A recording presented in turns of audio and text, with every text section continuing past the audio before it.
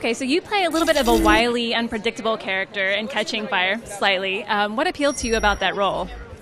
I mean, as an actor, you have to have a bit of unpredictability when you are performing anyways, and so a character that's sort of based on a fiery unpredictability is just so much fun because you really get to embrace it so much more, and on set gets kind of crazy. Particularly if you're working with people that you respect and admire, like I was, like they really let me go wherever I wanted, and you feel safe and secure, so it was nice.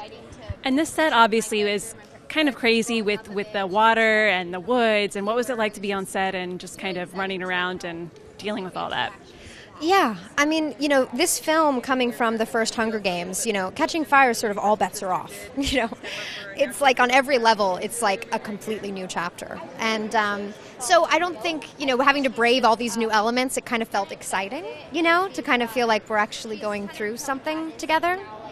So your character BT is a little quirky. What attracted you to the character? I think the books attracted me to the character. Not only what BT was about, but what the story was about at large. In that, yes, big budget movie, a lot of action, sci-fi elements, and all that. But as well, there are ideas being presented underneath that are relevant and important for younger audiences and older audiences alike. We're examining ideas of war and class and the consequences of war on humans and on warriors, and so that's important stuff. It's good stuff, and if we can do it in a way that's thrilling and exciting for an audience, that's what it's all about.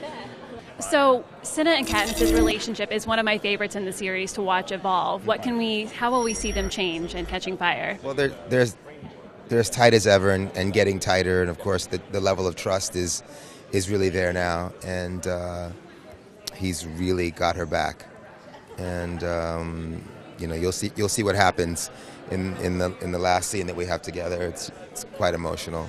Yeah, he really puts himself on the line for her and makes political statements. Oh, yeah. Was that fun to kind of get involved in this movie? Yeah, and he has to. It's the only way he can really express it, through the fashion, and through his attitude. So.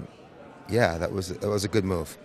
Okay, so Prim obviously gets to go through a lot more in the next movie, and Katniss is home and she has to start processing what happened. What can we expect from Prim? She also has to deal with what happened. Yeah, she's since Katniss has already gone to the Hunger Games. They've gone through a lot already.